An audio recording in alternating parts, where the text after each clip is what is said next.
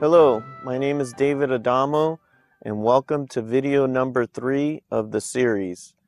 In the first video, right around August 1st, we were talking about veraison. In the second video, right around September 1st, we were talking about the green drop. And now we're right about the end of September and we're ready to harvest.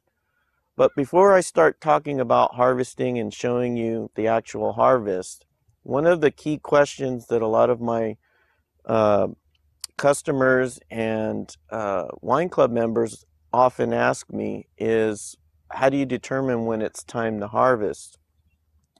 Well, for me, there's 3 things that I must have before I give the green light for harvesting.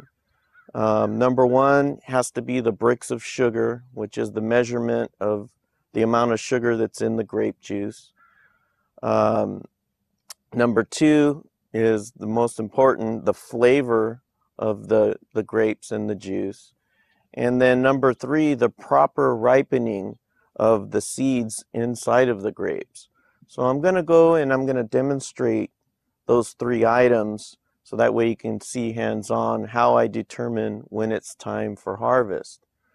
So the first thing that we're going to do to determine the sugar level is we'll go through the vineyard and we'll pick certain clusters all the way down the row. And the trick always is you're not allowed to look at the cluster that you're picking, because your eye often tends to pick the best looking cluster or the ripest one. So the rule of thumb is you stick your hand here without looking and you grab that cluster and you throw it in your bucket. Then you go down the vineyard and you grab another cluster. After you get your sample, you'll come and you'll mash your berries together and you'll create juice inside of your bucket. Once you've done that, you put your refractometer inside of the bucket and you get your juice,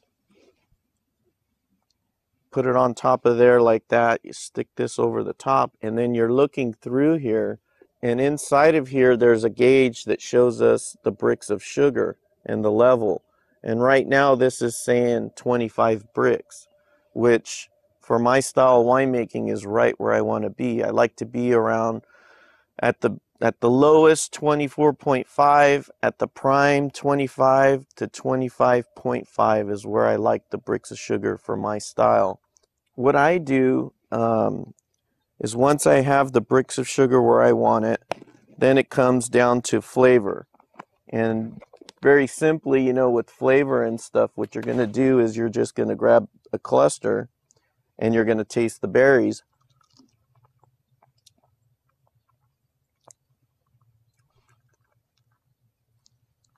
And basically see if you have your flavors there. I'm sure you didn't need to experience that, but I went through it anyway. So, one of the key things is, okay, I've got the flavor. It tastes really good. The sugars are there. It's well balanced. I'm trying to taste for different things like acidity and just you can really determine when it's not ready and when it's ready. It's kind of hard to describe, but when the flavor's there, you just know that the flavor's there. And now the third thing that I'm looking for is after I've tasted it, I put the berries after it was in my mouth and I put it back on my hand and I'm looking at the seeds. Now, the seeds inside of the berry, in my opinion, need to be brown and not green. So I've done it 2 different ways. I've done it where I've picked the berries at the right bricks of sugar, but the seeds inside of the berries were still green, and I ended up with a slight green flavor in the wine. Then when I've done it where the seeds inside of the berries were, the majority of them were all brown, I really captured a flavor that I really like and a well-balanced flavor for my personal opinion. Now that we have all 3 of the items needed to start harvest, we have the proper sugar level, we have the proper flavor by taste, and we have the proper ripening of the berry inside by having the seeds brown instead of green. We're actually ready to harvest. And what we're going to do is we're going to be harvesting by hand picking the fruit versus machine picking. So the crew is going to go through and hand pick all of the fruit. If they happen to see any unripened green berries or rotten fruit, they will not put that into the mix. They will drop that down.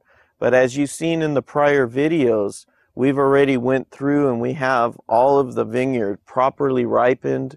We've taken out all of the bad items, which is the green fruit or anything that's wrong.